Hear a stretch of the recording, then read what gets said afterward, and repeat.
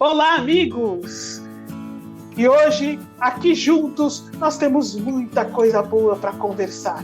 Mas olha, para você que quiser conhecer melhor o trabalho da SEAMA, entre no site da SEAMA, seama.org.br, e lá você vai ver que você pode cadastrar o seu animalzinho para realizar cirurgia espiritual à distância, pode pedir o tratamento espiritual para você mesmo, pode ver o trabalho maravilhoso que é feito pela SEAMA, no Santuário da SEAMA, onde nós recebemos quase 200 almas sob nossos cuidados em fase de animalidade, nos processos de evolução.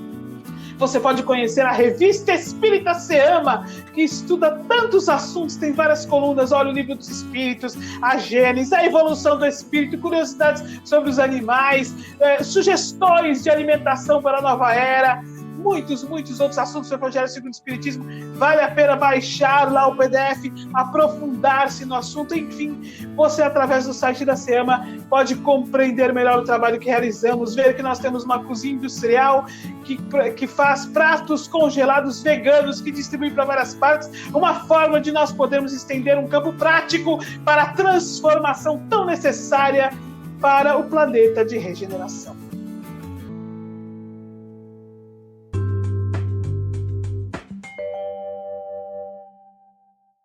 Com alegria, nós nos reunimos mais uma vez para falarmos sobre os animais e a doutrina espírita. E hoje nós estamos aqui com duas amigas queridas, voluntárias da SEAMA, que vocês já conhecem, porque já vieram conversar conosco aqui em outros assuntos, que é a Aninha e a Roseli. Olá, Aninha, tudo bem? Olá, Roseli. Tudo bem, Sandra? Tudo bem, Roseli? Oi, Sandra. Oi, Aninha, tudo bem? Graças a Deus. Olha, hoje nós vamos tratar de um assunto muito interessante, que na SEAMA, né, nós recebemos inúmeros questionamentos a este respeito, dúvidas e muitas vezes até afirmações, todas pautadas no misticismo, né, na cultura herdada daquilo que se acredita, sem o embasamento doutrinário, pela falta de entendimento sobre a alma dos animais, pela falta de entendimento sobre, principalmente, o porquê eles estão aqui conosco.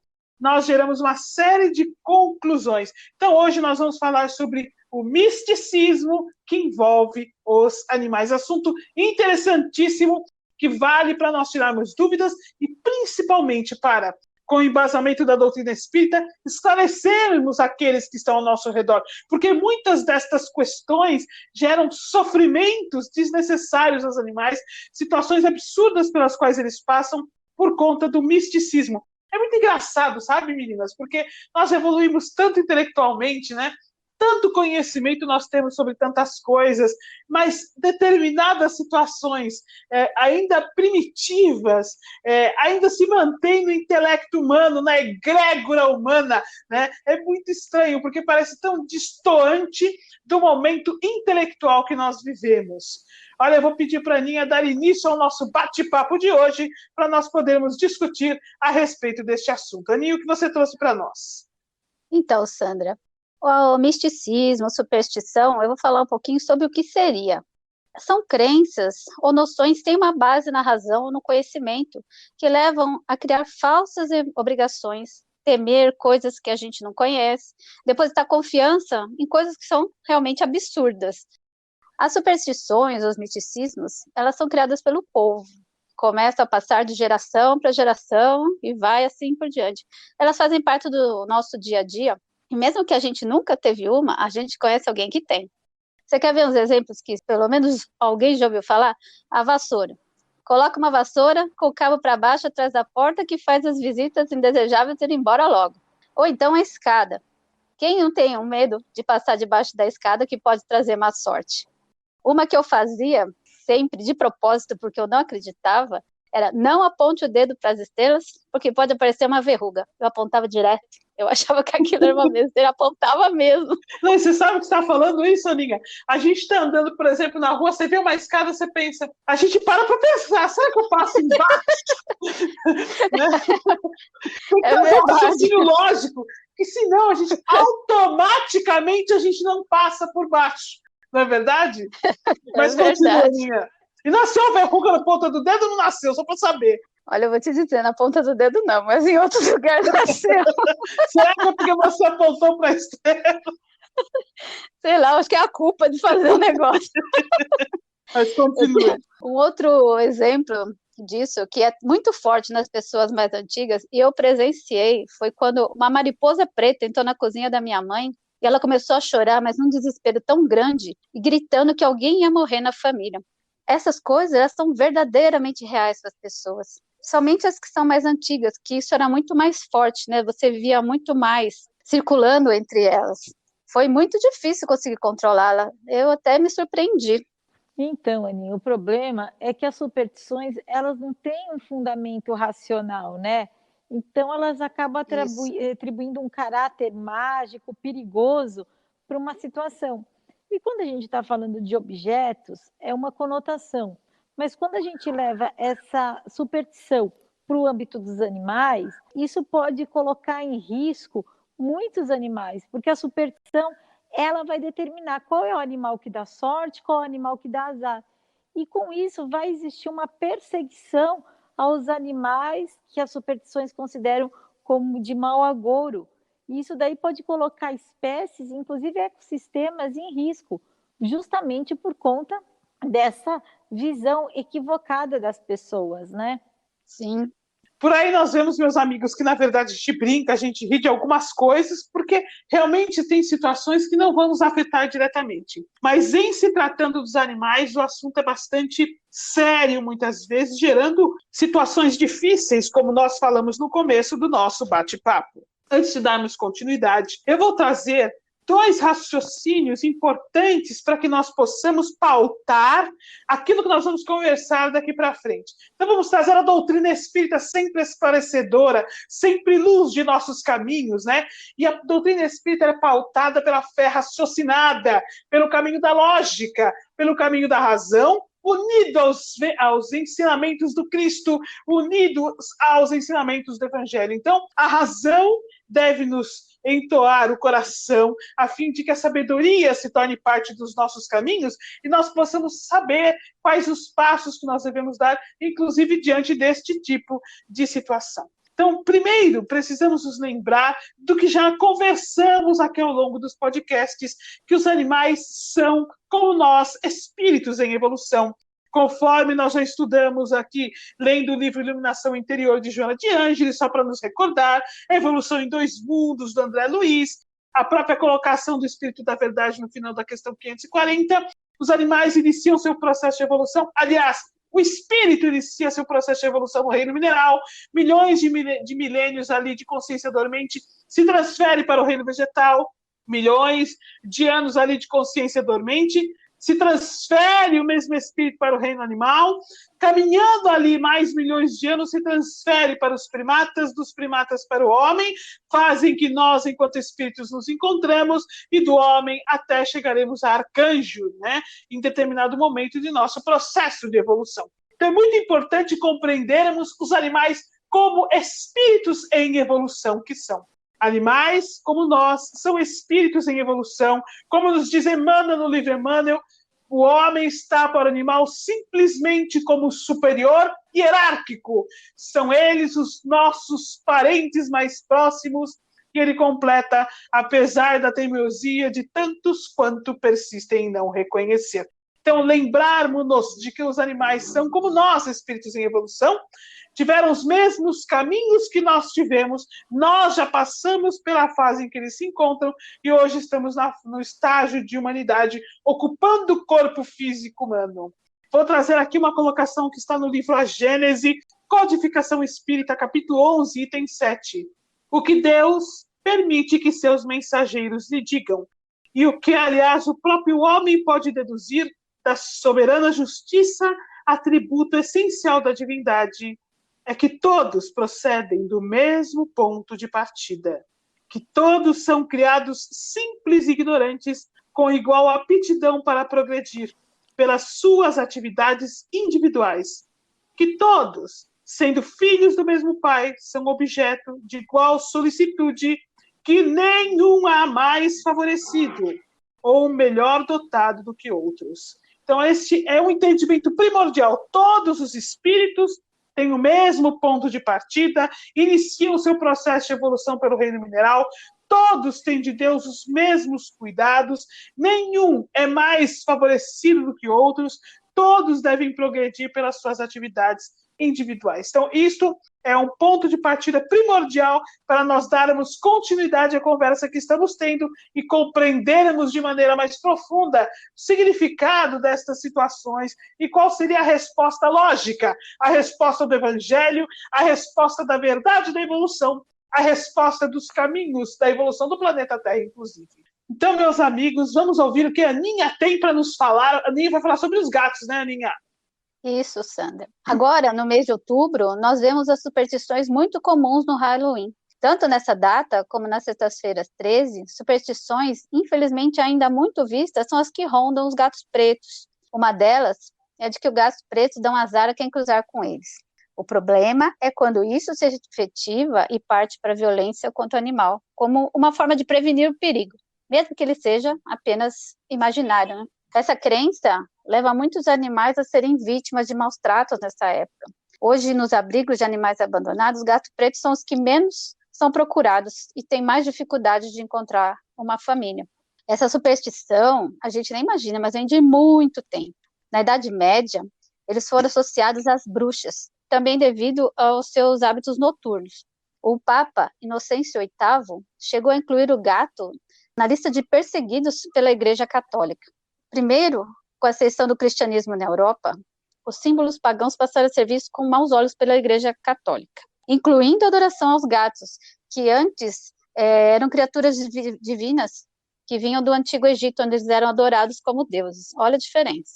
Chegou ao ponto do Papa Gregório IX, em 1233, declarar que os gatos pretos eram a própria encarnação do diabo. Foi aí que formou a crença de que eles eram amaldiçoados e que traziam a má sorte a quem cruzasse os caminhos deles. Nesse período, coitadinho, os gatos pretos passaram a ser queimados vivos, como as pessoas acusadas de bruxaria. E por causa desse extermínio em massa, muitos desequilíbrios sanitários aconteceram nesse período negro da humanidade. Eu vou pegar o gancho de algumas colocações que a Aninha fez aí para nós. A primeira é a igreja, isto focando, né, bem, este processo em relação aos gatos aconteceu dentro do processo de Inquisição, né, dentro de todos aqueles desvios dos ensinos do Cristo, como diz Emmanuel no livro A Caminho da Luz, todo o processo das cruzadas e da Inquisição atrasaram a evolução do planeta, ele diz, em 6 grandes séculos. Ele usa exatamente essa expressão, ou seja, em 600 anos. Então foram os desvios das colocações do Evangelho, os desvios da visão a respeito do amor, do perdão, né? Trazendo os julgamentos e aquelas situações realmente de muita gente queimada. Enfim, nós não vamos entrar aqui na questão da Inquisição em si, mas é imprescindível nós entendermos o quanto a igreja estava desviada do seu foco primordial, que seria a representação do Cristo e de suas lições de amor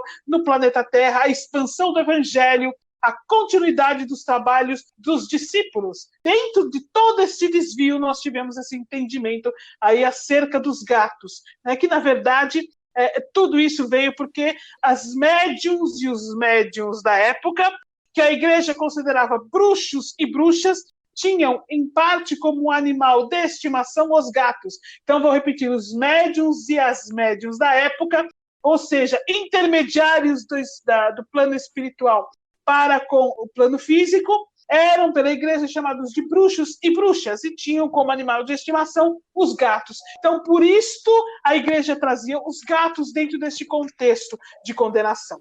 Então, é imprescindível que nós consigamos entender, olha as raízes deste processo, que graves são para o momento que nós estamos vivenciando hoje. Que graves, como nós ainda vivemos aí no inconsciente profundo, no inconsciente coletivo, como nos diz Joana de Anjos em todo o seu estudo da série psicológica, estas vivências que nós trazemos como herança das condutas desviadas da igreja da época da Inquisição e das Cruzadas. Olha, meus amigos, nós não estamos aqui para condenar a igreja de forma nenhuma. Nós estamos apenas trazendo uma realidade de um momento histórico que a igreja viveu, este momento histórico, inclusive, pelo qual o Papa já pediu perdão. Um outro dado importante que a Aninha nos trouxe é que o Papa disse que o gato preto é a própria encarnação do diabo. Nós nem vamos entrar aí na questão do diabo, do céu e do inferno, porque não é o objetivo do nosso podcast hoje. Mas eu queria aproveitar este gancho para falar sobre metempsicose, que é uma dúvida comum, né? Uma colocação comum. Muitas pessoas acreditam que seres humanos, espíritos em fase de humanidade, podem reencarnar no corpo de um animal. Então, eu queria aproveitar essa colocação para, pela própria estudo da doutrina espírita, nós vemos que isso é absolutamente impossível. Nos fala o Espírito da Verdade na questão 611, que a metempsicose absolutamente não existe. Nos fala Emmanuel, no livro Emmanuel, que a metempsicose é uma doutrina infantil. Então, só por aí nós já conseguiríamos, tirando a questão de não existir o demônio, só por aí nós já poderíamos afirmar que a questão não existiria. Então, nós vemos como nós temos no nosso inconsciente coletivo estes quadros profundos que nos trazem raízes que nós não percebemos, nos fazem reagir dessa forma. Queria aproveitar um pouquinho e falar sobre o gato, uma questão muito comum que nos fazem na SEMA, que é o seguinte: olha, é verdade que o gato limpa a energia da casa? Isso é muito comum, olha, é muito comum mesmo. Outra questão que nos levantam: olha, eu sei, eles me disseram que o meu animalzinho está doente porque a doença ia pegar em mim, daí pegou nele. Então, eu queria trazer estas colocações para nós, de novo, entendermos o objetivo da reencarnação dos animais e vermos que isto não tem razão de ser. Vou trazer uma questão do livro Consolador, 128, Emmanuel, Psicografia de Francisco Cândido Xavier. Ele diz assim, a vida do animal não é propriamente uma missão, apresentando, porém, uma finalidade superior que constitui a do seu aperfeiçoamento próprio, através das experiências benfeitoras do trabalho e da aquisição, em longos e pacientes esforços dos princípios sagrados da inteligência. Meus amigos, seria uma injustiça por parte da criação, por parte de Deus, que o animal estivesse aqui encarnado apenas ou para limpar as energias que nós denegrimos no ambiente em que nos encontramos, ou para impedir que nós tenhamos de responder diante de provas ou expiações, porque ao invés de vir para nós, ou seja, ao invés daquele papel que nós temos diante da lei de ação e reação, ou de expiar algo com que nós nos equivocamos, ou ainda de passar por determinadas provas, de que isso fosse direcionado a eles. Quer dizer, o objetivo da reencarnação deles não seria daí a evolução deles, mas sim nos liberar dos processos que nos cabem. Seria uma grande injustiça, não é? Então, o objetivo deles estaria voltado ao homem, é novamente nosso olhar antropocêntrico. Por mais mágico que possa nos parecer o gato limpar a energia do ambiente, quem não consegue manter a energia do ambiente limpa, quem deixa que de alguma maneira denigra a vibração do ambiente, somos nós mesmos. E é natural, porque somos espíritos em evolução também, ainda imperfeitos, ainda aprendendo sobre o amor, e ainda deslizamos perante as leis divinas. E para aprendermos a não deslizar, temos de lidar com os desequilíbrios que nós provocamos. Então, seria uma injustiça para com eles, que têm a sua própria evolução, os seus próprios caminhos, o seu próprio desenvolvimento de consciência. Então, queria aproveitar para trazer esta linha de raciocínio, porque isto também é um misticismo, um pensamento místico, que envolve os animais como um todo. E agora a Roseli tem uma outra visão para nos trazer a respeito de outros animais que passam por esses processos de misticismo também, né, Roseli? Isso, Sandra. Aninha falou bem do gato, né? Assim, quando a gente pensa em superstição, vem na nossa cabeça sempre o gato. Mas são vários animais que sofrem com superstições. As raposas, por exemplo, elas, desde o Império Inca, elas são perseguidas pelas crenças populares, porque eles achavam e ainda acham, algumas populações acham até nos dias de hoje, que elas são animais misteriosos. Provavelmente por conta do hábito noturno desses animais.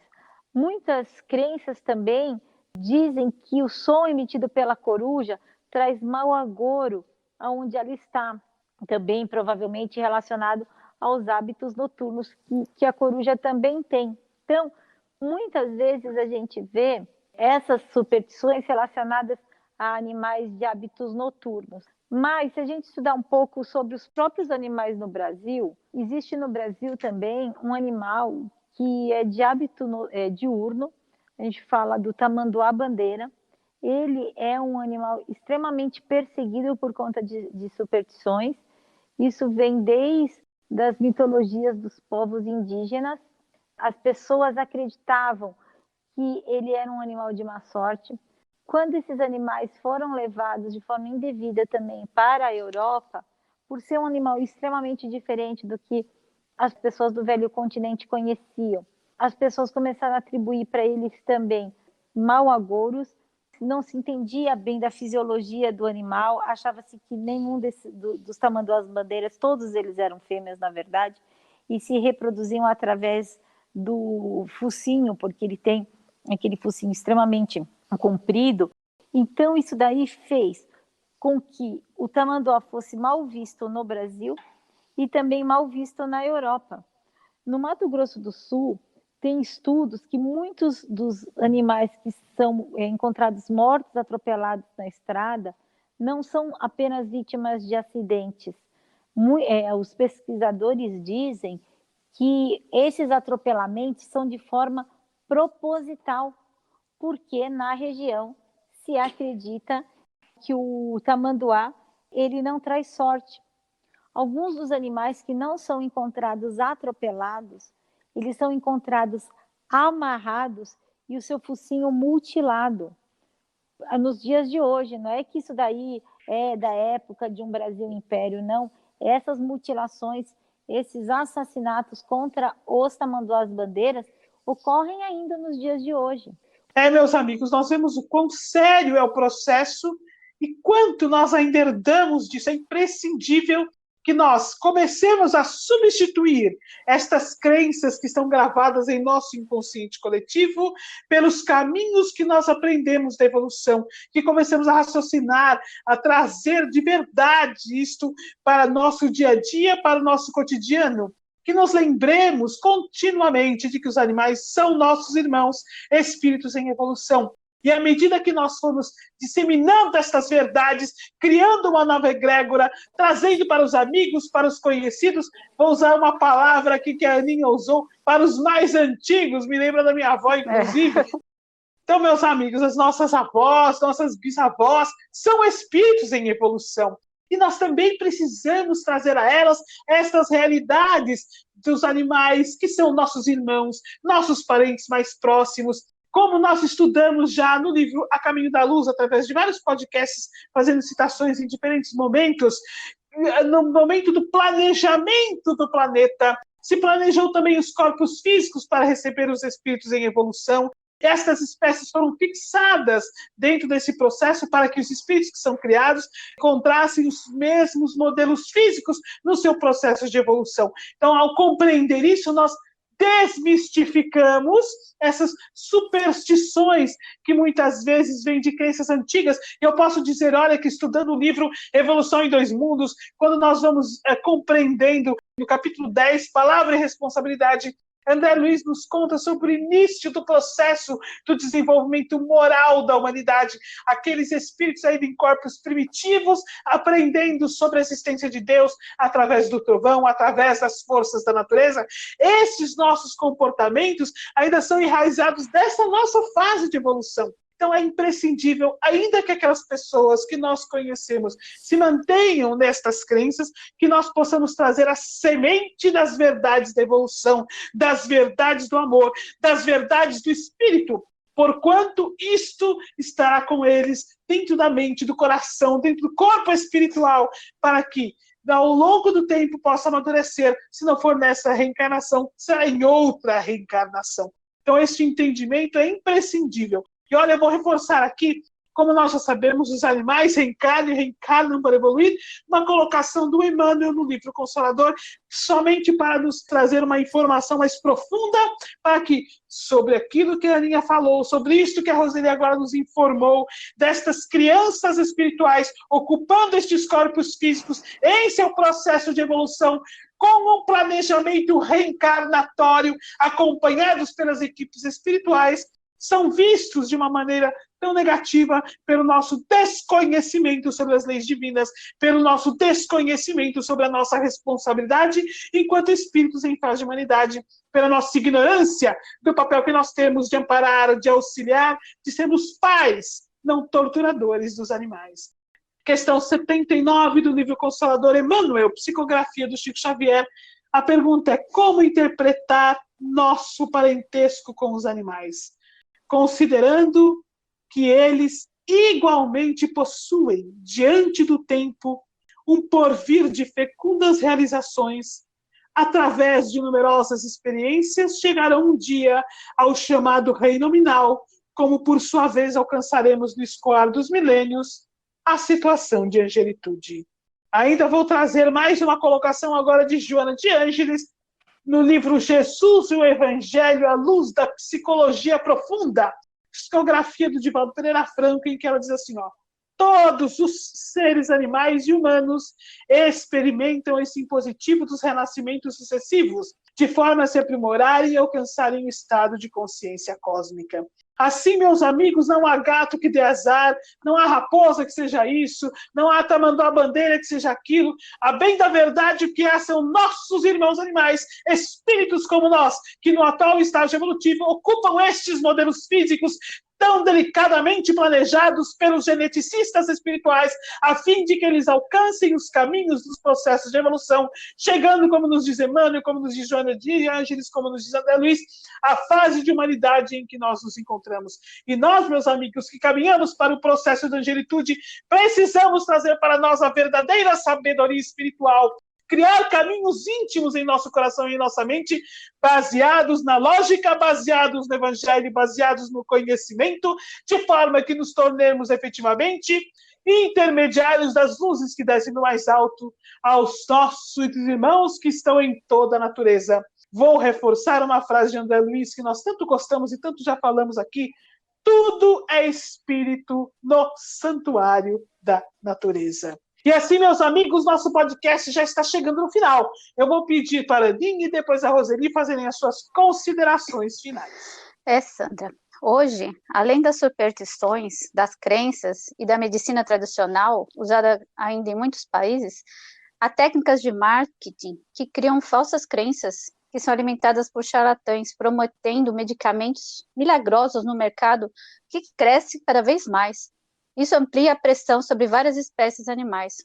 Existem alertas para uma potencial extinção em massa de algumas espécies. Esse comércio movimenta mais de 19 milhões de dólares por ano.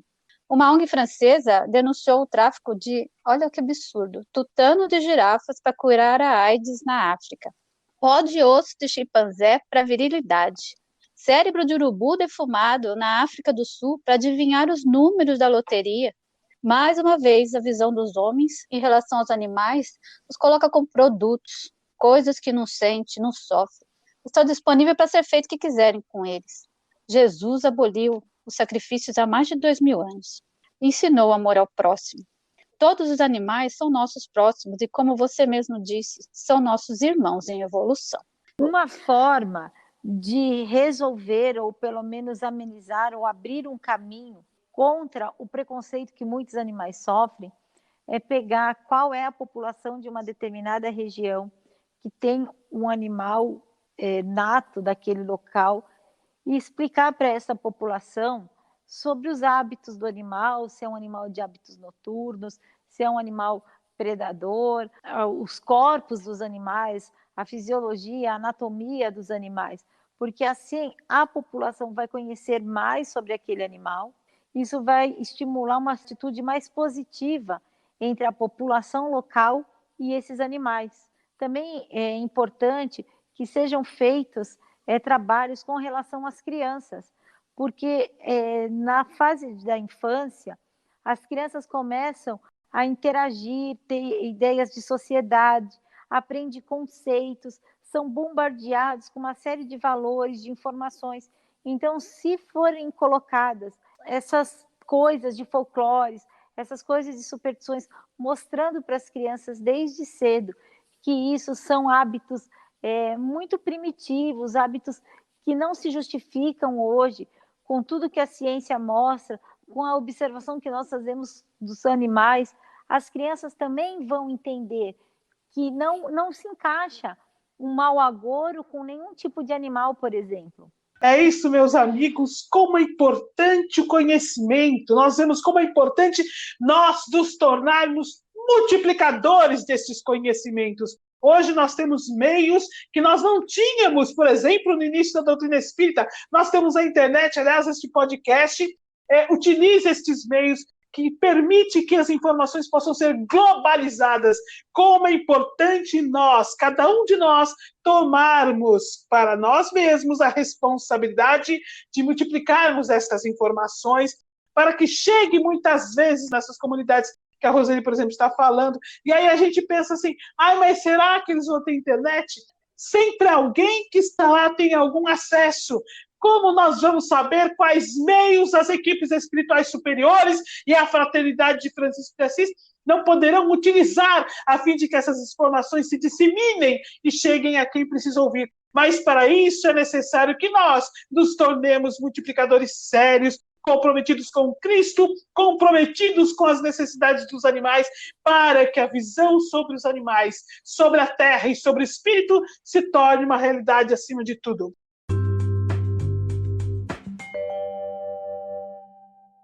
Eu vou encerrar hoje com uma colocação que está no livro Iluminação Interior, da Joana de Ângeles, em que ela diz assim: o amor é chamado a compartilhar desta saga extraordinária, unindo todas as criaturas no mesmo nível de sentimento e afeição, maneira apropriada de demonstrar gratidão ao Pai misericordioso. O amor é a nossa resposta, meus amigos.